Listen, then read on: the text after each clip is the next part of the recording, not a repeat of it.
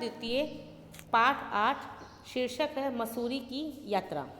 21 model बस्ती दिल्ली 5 दिनांक 30 जुलाई और तिथि है कि जब आप इसको पढ़ रहे हो उसी का बोध कर लेना। प्रिय मित्र अंशुल, स्नेह, मैं गर्मी की छुट्टियों में मसूरी घूमने गया था। वहाँ का रमणीक वातावरण मुझे बहुत अच्छा लगा। मसूरी एक पर्यटक स्थल है। यह हिमालय की शिवालिक श्रेणी में आता है, इसीलिए इसे पर्वतों की रानी भी कहा जाता है। मैं विद्यालय की ओर से मसूरी गया था। वहाँ सभी बच्चों ने बहुत मज़े किए। ठंडी ठंडी हवाओं ने हमारा मन मोह लिया। मसूरी में कैप्टी फॉल और भट्टा फॉल नामक झरने हैं, जो वहाँ के मुख्य आकर्षक हैं। झरझर करते झरने पिघली हुई चांदी के समान सुंदर लगते हैं। बच्चों के मनोरंजन के लिए वहाँ कंपनी बाग और अप्पू घर हैं। मसूरी में एक स्केटिंग रिंग भी है। स्केटिंग के शौकीन लोगों को बर्फ पर स्केटिंग करने में बहुत आनंद आता है।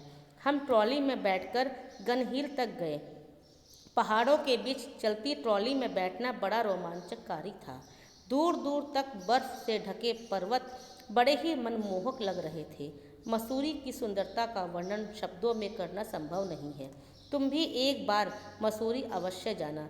मेरी तरफ से अंकल आंटी को प्रणाम और शुभम को प्यार। तुम्हारा मित्र शौकत अली।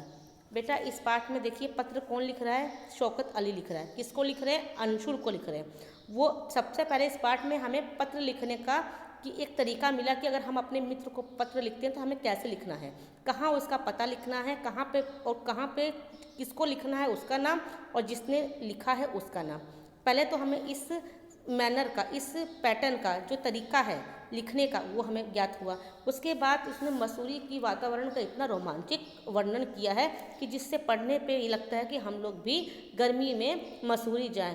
क्या वहाँ पे उन्होंने झरने बताए हैं, कि स्केटिंग करने बताए हैं, जो बर्फ़ की जो हम जब ट्रॉली में बैठकर जाते हैं तो पहाड़ों के बीच में चलती हुई ट्रॉली में बैठना इतना रोमांचक लगता है, पर्वत ढके हुए हैं बर्फ़ से। तो सोचिए कि जब पत्र पढ़ के इतना आनंद आ रहा है तो देखने में कैसा आनंद आएगा। आप लोग को भी समय मिले तो अपने परिवार के साथ मसूरी की यात्रा जरूर करना।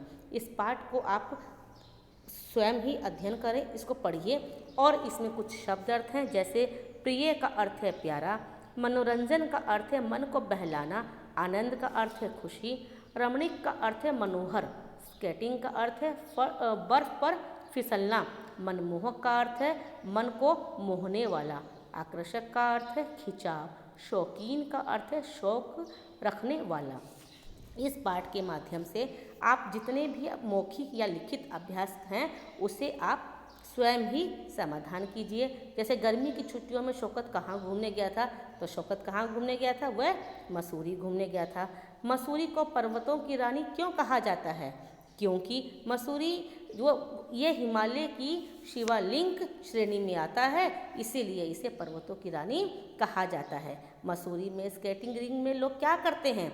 मसूरी में स्केटिंग रिंग में जो भी वहाँ है स्केटिंग के शौकीन लोग बर्फ़ पर स्केटिंग करने में उनको बहुत आनंद आता है।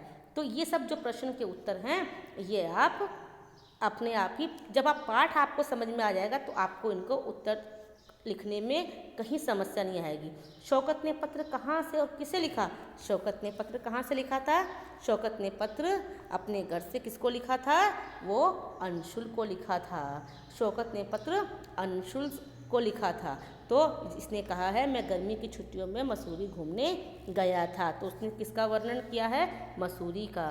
तो आप इस पाठ का अध्ययन कीजिए और इसके आधार पे ही सारे अभ्यास कार्य पूर्ण कीजिए।